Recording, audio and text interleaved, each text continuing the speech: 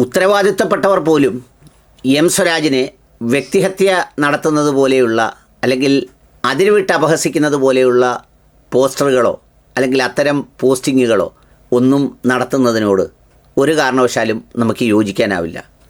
നിലമ്പൂരിൽ നടന്നത് രാഷ്ട്രീയ പോരാട്ടമാണ്, മത്സരമാണ്.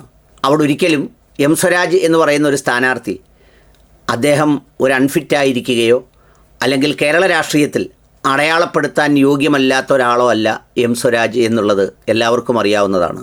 ഞാനത് പറയാൻ കാരണം, ഇപ്പോൾ വിജയിച്ച് കഴിയുമ്പോൾ അത്തരം ചില ചിത്രങ്ങൾ ഒക്കെ ചൂണ്ടിക്കാണിച്ചുകൊണ്ട് അങ്ങനെ വ്യക്തിഹത്യ നടത്തുന്ന ഒരു രാഷ്ട്രീയ നിലപാട് സ്വീകരിക്കരുത്. വേറിട്ടുള്ള നിലപാട് സ്വീകരിക്കുന്നവരെ ആ വേർതിരിച്ചറിവോടെ കാണാൻ കഴിയണം എന്നുള്ളതാണ് എൻ്റെ അഭിപ്രായം. നിലമ്പൂരിലെ തിരഞ്ഞെടുപ്പ് റിസൾട്ട് വന്നു. നിലമ്പൂരിൽ ശക്തമായ ത്രികോണ മത്സരമായിരുന്നു.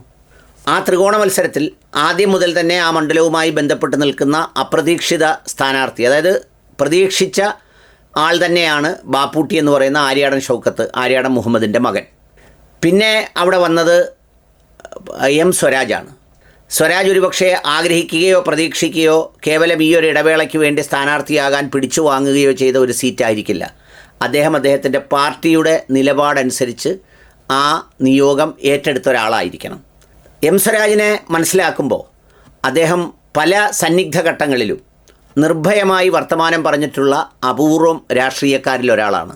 അദ്ദേഹത്തിൻ്റെ ഭാഗത്ത് നിന്ന് ചില രാഷ്ട്രീയ സമവാക്യങ്ങളുടെ പേരിൽ ചിലപ്പോഴൊക്കെ ചില അതിര് കടന്ന പ്രസ്താവനകൾ ഒരുപക്ഷെ വളരെ തീവ്രമായ ഒരു യൂത്തിൻ്റെ കാലഘട്ടത്തിലോ അല്ലെങ്കിൽ അത്തരം കാലഘട്ടത്തിലോ ഉണ്ടായ ആ സംഗതിയിൽ നിന്ന് വളരെ പക്വതയോടെ പലതിനെയും മറികടന്നാണ് അദ്ദേഹം ഈ പറയുന്ന പല കാര്യങ്ങളിലും വളരെ സുചിന്തിതമായ പല നിലപാടുകളും അഭിപ്രായങ്ങളും കേരള സമൂഹത്തിൽ രേഖപ്പെടുത്തുന്നത്.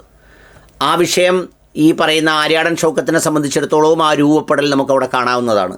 ചില ഘട്ടങ്ങളിലൊക്കെ അദ്ദേഹം നടത്തിയിട്ടുള്ള സംഭാഷണങ്ങളോ അല്ലെങ്കിൽ അത്തരം സംഗതികളോ ഒന്നും ഇന്ന് കുറച്ചുകൂടി സഞ്ചരിച്ച് കഴിയുമ്പോൾ അനുഭവങ്ങളുടെ അടിസ്ഥാനത്തിൽ അതൊന്നും ഓൺ ചെയ്യണമെന്നില്ല. ഏതായാലും അങ്ങനെ വന്ന ഒരാളാണ് എം സ്വരാജ് എന്ന് പറയുന്ന ആൾ.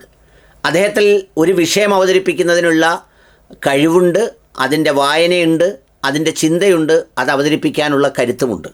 അത് നിർഭയമായി എല്ലാത്തിനോടും ഒത്തുമൊപ്പിച്ചുമല്ല, തൻ്റെ ശരികളെ ബോധ്യങ്ങളെ ഉറക്കെ അദ്ദേഹം വിളിച്ചു പറയാറുണ്ട്. അപ്പം നിങ്ങൾ ചോദിക്കുന്നൊരു ചോദ്യമുണ്ട് സമൂഹത്തിൽ, എന്നിട്ട് അദ്ദേഹം പിണറായി സർക്കാരിൻ്റെ എന്തെങ്കിലും തിന്മയ്ക്കെതിരെ വർത്തമാനം പറഞ്ഞു. അത് ഒരു രാഷ്ട്രീയ പാർട്ടിയിലും പ്രവർത്തിക്കുന്ന ഒരാൾക്ക് പോലും അതിൽ തുടർന്നുകൊണ്ട് അങ്ങനെ വർത്തമാനം പറയാൻ, പ്രത്യേകിച്ച് ഒരു മുൻനിരയിലെ വളരെ ഇരുത്തം വന്ന ഒരാളെന്നുള്ള നിലയിലൊന്നുമല്ലാത്ത ഒരാളിനെ സംബന്ധിച്ചിടത്തോളം സാധ്യമാവുകയില്ല. അങ്ങനെ വർത്തമാനം പറഞ്ഞാൽ ഒരുപക്ഷെ പിന്നീട് ഒരിക്കൽ പോലും ഒരു വർത്തമാനം പോലും പറയാൻ കഴിയാത്തവണ്ണം അവിടെ നിന്ന് പറിച്ചെറിയപ്പെടുന്ന ഒരു സ്ഥിതിവിശേഷം ഉണ്ടാവും. അപ്പോഴും ഈ ചോദിക്കുന്നവർ തന്നെ ചോദിക്കും, താങ്കൾ ഒരു പ്രസ്ഥാനത്തിൽ തുടരുമ്പോൾ ആ പ്രസ്ഥാനത്തിൻ്റെ ആ സംഗതികൾ ഉൾക്കൊണ്ടുവേണ്ടേ? ഇപ്പം നമ്മൾ തരൂരിനോട് ചോദിക്കുന്നത് പോലെ നിങ്ങൾക്കൊരു പ്രസ്ഥാനമെന്ന് പറയുന്ന ഒരു വളയമില്ലേ എന്ന് ചോദിക്കുന്നത് പോലെ തന്നെ ചോദിക്കും. ഞാനിത് പറയാൻ കാരണം എന്താണെന്ന് ചോദിച്ചാൽ, ഇപ്പോൾ സ്വരാജ് പരാജയപ്പെട്ടു. ആ സ്വരാജ് പരാജയപ്പെട്ടതിൻ്റെ കാരണം, അല്ലെങ്കിൽ ആ സ്വരാജ് പരാജയപ്പെട്ടു എന്നത് ഈ 3 സ്ഥാനാർത്ഥികളിൽ ഏറ്റവും മോശം സ്ഥാനാർത്ഥിയെന്നോ അല്ലെങ്കിൽ അങ്ങനെ ആയതുകൊണ്ടാണ് സ്വരാജ് പരാജയപ്പെട്ടത് എന്നൊന്നും വിലയിരുത്താനാവില്ല. അങ്ങനെ പറയുന്നതിലും അർത്ഥമില്ല, അങ്ങനെ വ്യക്തിഹത്യ നടത്തുന്നതിലും അർത്ഥമില്ല. രാഷ്ട്രീയമായി പലപ്പോഴും വിയോജിപ്പുണ്ടെങ്കിലും പല കാര്യങ്ങളിലും അദ്ദേഹത്തിൻ്റെ അഭിപ്രായങ്ങളോട് യോജിക്കുന്ന വലിയൊരു സമൂഹമുണ്ട്. ഒരുപാട് ആളുകൾ അവിടെ സ്വരാജ് ആയതുകൊണ്ട് ഒരു അട്ടിമറി ഉണ്ടാവും, ഒരു വോട്ട് അടിയൊഴുക്കുണ്ടാവും എന്ന് പറഞ്ഞ ആളുകളുണ്ട്.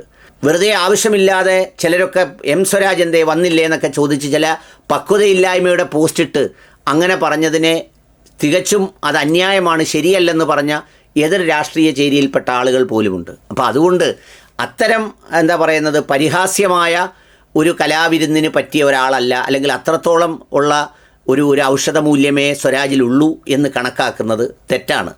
അത് ശരിയായ കാര്യമല്ല. എപ്പോഴും രാഷ്ട്രീയ എതിരാളി ആവുമ്പോഴും ആളുകളുടെ ആ പക്വതയിൽ, അത് ഒരു പാർട്ടിക്കാരോടല്ല ഞാൻ പറയുന്നത്, എല്ലാ പാർട്ടിക്കാരോടുമാണ് പറയുന്നത്. നമ്മളൊക്കെ പലതും പറയുമ്പോഴും അതിനെ ആ ഒരു സ്പേസിൽ കാണാനുള്ള ഒരു വിശാലത നമ്മുടെ രാഷ്ട്രീയത്തിനുണ്ടാവണം എന്നതാണ് എൻ്റെ അഭിപ്രായം.